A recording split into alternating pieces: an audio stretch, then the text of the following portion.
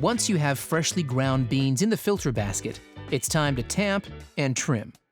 First, tap the portafilter several times and distribute the coffee evenly. Then, tamp down firmly.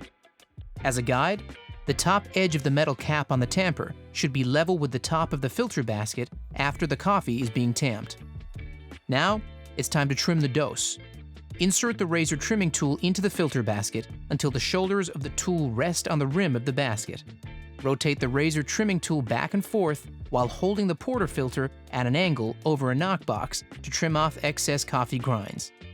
Your filter basket is now dosed with the correct amount of coffee and is ready for use.